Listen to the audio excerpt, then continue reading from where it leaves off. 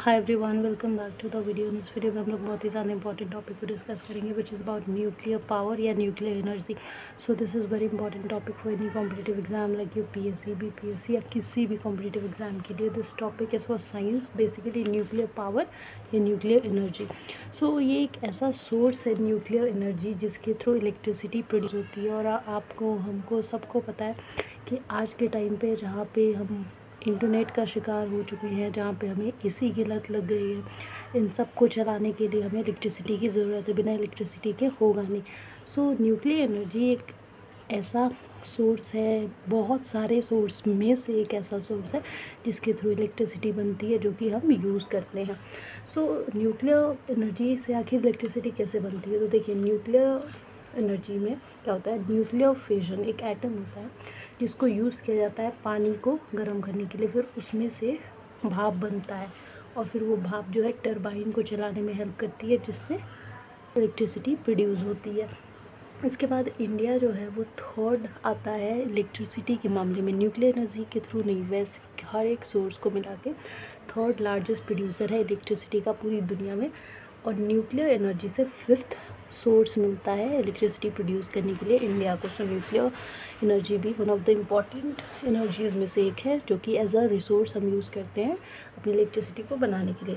सो nuclear energy को बनाने के लिए जो रिसोर्सेज वो क्या क्या होते हैं जो यूज़ होते हैं, एक होता है थोरियम और दूसरा यूरेनियम। थोरियम जो है वो फिर भी ठीक ठाक मात्रा में है इंडिया के अंदर, और थोरियम जो है वो न्यूक्लियर फ्यूल की तरह काम नहीं करता रिएक्टर के अंदर। वह यूरेनियम से भी न्यूक्लियर एनर्जी इलेक्ट्रिसिटी बनाती है इसका यूज़ करके। और यूरेनियम के अंदर न्यूक्लियर फ्यूल होता है जो कि रिएक्टर में यूज़ होता है। इसके अलावा 100 टोन्स ऑफ नेचुरल यूरेनियम हमने जिन कंट्री के साथ और भी कुछ एग्रीमेंट किया है वहाँ से इम्पोर्ट करवाना है हमें, जैसे रशिया, उज़्बेकिस्तान, कनाडा, कजाकिस्तान, इन जगहों से। ठीक है, नेचुरल यूरेनियम जो कम मात्रा में भी यूज़ होकर ज़्यादा इलेक्ट्रिसिटी प्रोड्यूस करेगा, क्योंकि इंडिया एक अच्छा खासा प्रोड्यूसर है न्यूक्लियर एनर्जी का, फिफ्थ लार्जेस्ट सोर्स है इंडिया के अंदर। इसके अलावा अगर बात करें तो न्यूक्लियर एनर्जी के कुछ पोटेंशियल्स हैं, जैसे 7th पोजीशन है इसका। ठीक है, न्यूक्लियर रिएक्टर यूज़ किया जाता है, 22 अभी तक है, जो कि 7 पावर प्लांट के अंदर काम करते हैं। थोरियम का डिपॉजिट कुछ जगह पे है, जैसे ईस्ट वेस्ट कोस्ट, जहाँ पे मोनाजाइट सैंड मिलता है। केरला की कोस्ट पे भी हमें मिलता है। मोनाजाइट सैंड जो है ये 15,200 टन ऑफ यूरेनियम के बराबर का होता है। राजस्थान, तमिलनाडु, बिहार, झारखंड जैसे स्टेट्स में थोरियम डिपॉजिट हमें मिलता है। और अगर पावर प्लांट की बात करें तो 4 लाइट वाटर रिएक्टर्स हैं हमारे पास, 19 PHWRs मतलब प्रेशराइज्ड हैवी वाटर रिएक्टर्स हैं इंडिया के पास। और first 700 MWE Kakrapar unit 3 Gujarat में पहला पावर प्लांट बनाया गया था।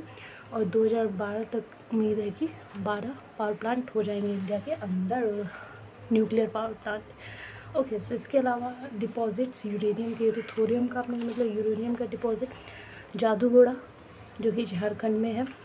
1968 में जादूगोड़ा के अंदर पहला यूरेनियम इंडस्ट्री बनी थी और 1951 में फर्स्ट सिंहभूम थ्रस्ट बेल्ट के पास पाया गया था यूरेनियम का डिपॉजिट। ठीक है, और कुछ माइंस इंपॉर्टेंट हैं, जैसे कि तुतरामीर mine, Jaduguda mine, Bhatin mine. So this also play important roles. इसके अलावा राजस्थान, कर्नाटक, मेघालय में महादेव बेसिन, जहाँ पे साइंडस्टोन मिलता है। These are the sources of uranium deposit basically. 3 stages है न्यूक्लियर पावर प्लांट का, प्रोग्राम्स बनाया गया 3 स्टेज का, जिसको डॉक्टर होमी भाभा ने 1950s के टाइम पे बनाया था। जिसमें है कि जाहिर सी बात है इलेक्ट्रिसिटी का प्रोडक्शन कैसे बढ़ाएंगे और क्या सोर्सेज ला सकते हैं, इन सब बातों पे ध्यान दिया गया। सो थोरियम का यूज़ से, क्योंकि इंडिया के अंदर थोरियम फिर भी अच्छी खासी मात्रा में है, तो इसका यूज़ करके ज़्यादा से ज़्यादा कैसे इलेक्ट्रिसिटी को प्रोड्यूस किया जाए, ये mainly 3 stage nuclear power program, जो कि डॉक्टर होमी भाभा का सुझाव था, आइडिया था, उसके अंदर डिस्कस किया गया। सो तीनों natural uranium fuel pressurized heavy water reactor पहला।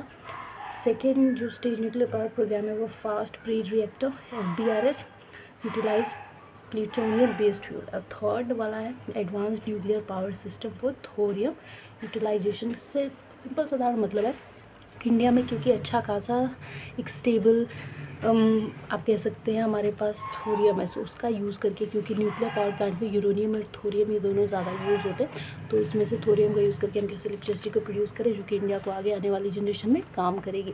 नेक्स्ट इज, अब क्या एडवांटेज होते हैं न्यूक्लियर प्लांट के और क्या डिसएडवांटेज। हर चीज़ के एडवांटेज डिसएडवांटेज। एडवांटेज की बात करें, एनर्जी सिक्योरिटी का काम करेगा क्योंकि one of the important source है हमारे कंट्री के अंदर।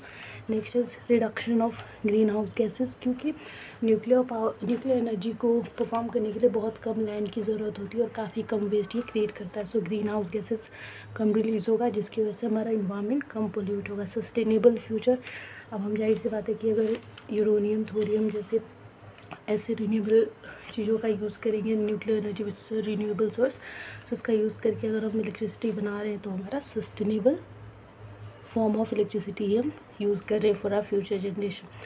और इसके अलावा ये रिलायबल भी है। कहने का मतलब ये मान लीजिए कि हम सोलर से, विंड से, विंड टर्बाइन से इलेक्ट्रिसिटी बनाते हैं, सो वो वेदर फ्रेंडली होते हैं, बट न्यूक्लियर का ऐसा नहीं है, ये कभी बनाया जा सकता है किसी भी मौसम में।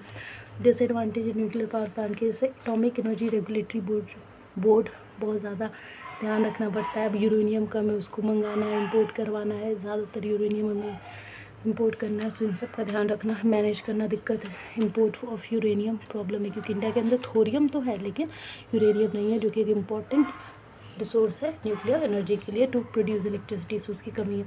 और प्राइवेट सेक्टर का बहुत कम, लिमिटेड या लेस इन्वॉल्वमेंट है, जो भी है गवर्नमेंट के ऊपर ही प्रेशर है। So there is a need कि प्राइवेट सेक्टर जो कि इतने कैपेबल है, they should invest in nuclear energy.